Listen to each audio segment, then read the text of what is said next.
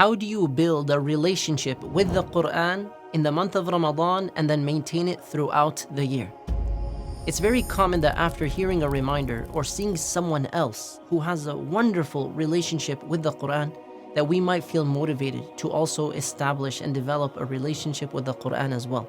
And Allah subhanahu wa ta'ala tells us, and we have many reminders like this in the Quran, يا أيها الذين آمنوا اصبروا وصابروا ورابطوا واتقوا الله لعلكم تفلحون.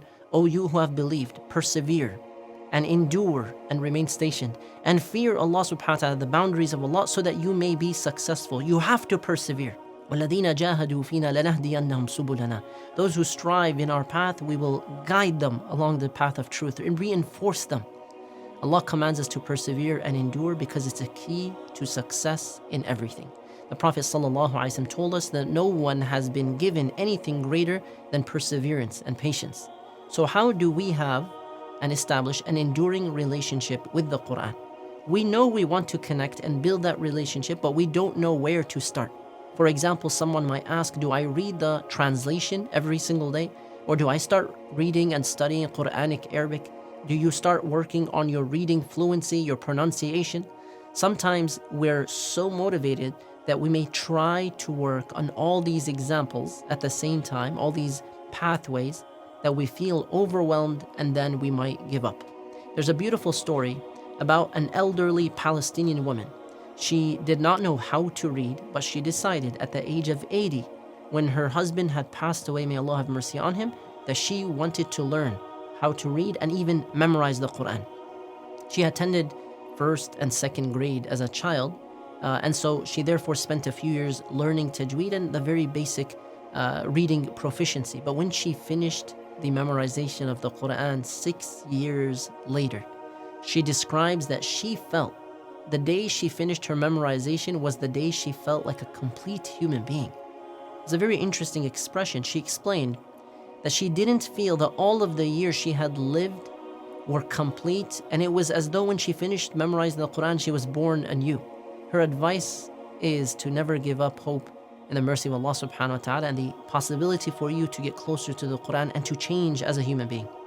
Now, we will share some tips, very practical tips to begin your journey, inshallah ta'ala. Number one, make dua. Ask Allah.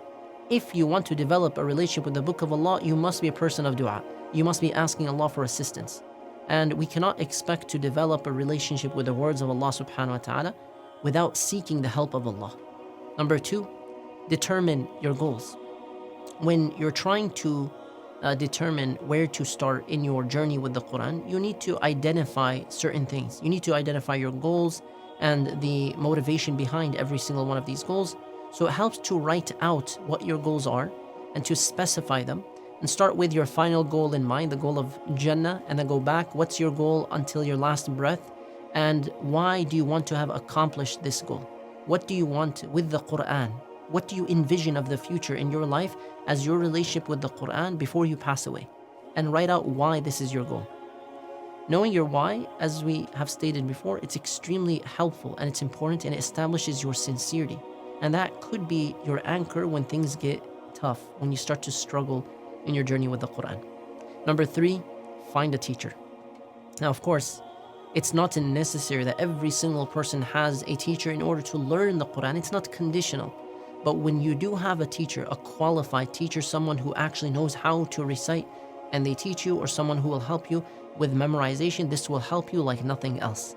If you look locally and you don't find, and you ask around and you have no teachers in your locality and you've actually tried your best, then look for other opportunities, inshallah ta'ala. You can find many teachers online these days. One of the elderly scholars, when he was asked about how to find a teacher or a mentor, he responded by saying, when the student is ready, the teacher will appear. Meaning you will find a teacher, inshallah ta'ala. And make dua and ask Allah to send the best of teachers to you. Number four, start with the basics.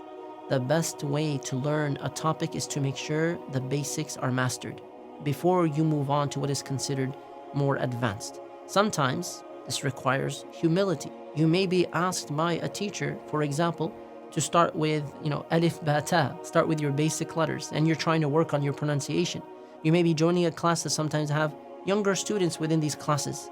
And so those who have humility know that starting with the basics will help you follow the guidance of your teacher, and inshallah ta'ala you will find yourself amongst the most successful of students.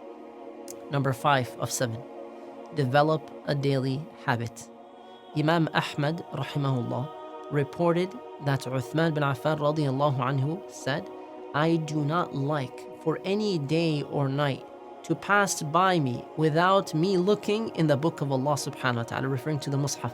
And Ibn Kathir rahimahullah, he said, the scholars disliked a day to pass by without the individual looking in his or her copy of the Quran. Surround yourself with the people of the Quran as well. Surround yourself, and you'll notice what? That these two tips will support one another. You look in the Quran every day and you're around people who also read the Quran every day, and this will help you.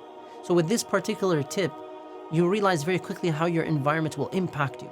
It motivates you. If everyone around you is memorizing, reading, doing something, you feel motivated as well. You feel like it's a necessary part of your life. And you be someone who reads Quran around others to inspire them, inshallah. And finally, never give up. Remember that this journey will not end until our life does. We all go through ups and downs. We fluctuate in our journeys, times in which you're doing better and times where you're struggling. And we all have stages in life as well.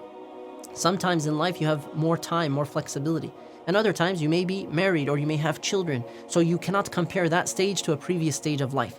And of course, we have to refuse to quit, even if it feels like everything is stacked against us. Know that there is always a way forward with the Quran. What I want to leave you with is the following. In the comments, write down which of these 7 tips you will start to action today, inshallah.